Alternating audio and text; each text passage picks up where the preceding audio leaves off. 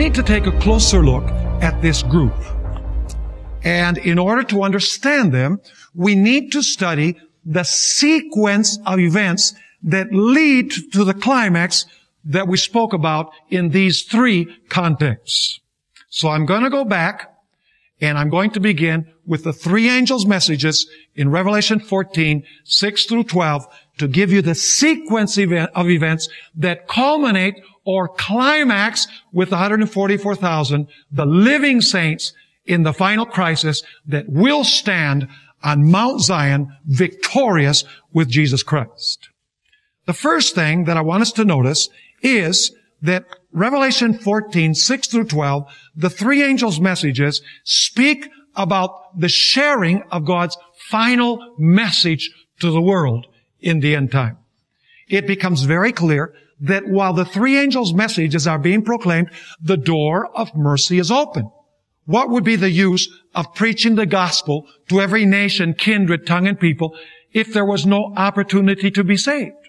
It's obvious that the three angels' messages are God's final message to planet Earth, God's final call before probation closes. Now, Revelation chapter 7, and I'm only mentioning the verses because we can't read all of the verses. We don't have the time. But in Revelation 7, verses 1 through 8, we find that while the three angels' messages are being proclaimed, while God's final message is being given to the world, there are four angels that are holding back the winds of strife. Basically, that means that they are holding back the winds of the tribulation. The tribulation has not begun while the three angels' messages are being proclaimed. They're holding back that final cataclysmic time of trouble. They're holding the winds of strife while the gospel is being preached and while God's servants are being sealed on their foreheads.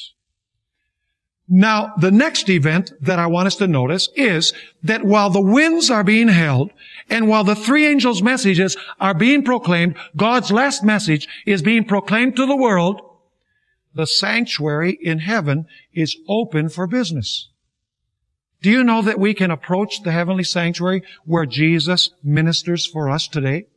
We can enter the sanctuary by faith. If we sin, and we repent, and we confess our sin, and we trust in the merits of Jesus, today we can come boldly to the throne of grace and receive forgiveness and receive power in our lives to overcome. In other words, while the sanctuary is open, we can receive forgiveness of sin and we can receive power to overcome sin. Because in the sanctuary is where salvation takes place. While the sanctuary is open, the messages are being proclaimed, the winds of strife of the tribulation are being held back. But we're told in Revelation 14 that as soon as the three angels' messages finish being proclaimed to the world will be divided into two groups. You find this in Revelation 14, verse 14. Immediately after the three angels' messages, you have Jesus sitting on a cloud. The sickle is in his hand, and he's going to harvest the harvest of the earth because it's ripe, and he's going to harvest the grapes of the earth because they are ripe. In other words, the whole world has ripened either on God's side or on the devil's side. Two groups. Those who have the seal of God and those who have the mark of the beast. And the three angels' messages were the instrument through which God divided the human race into two groups. So how important are the three angels' messages? Folks, accepting them or rejecting them is a matter of life and death.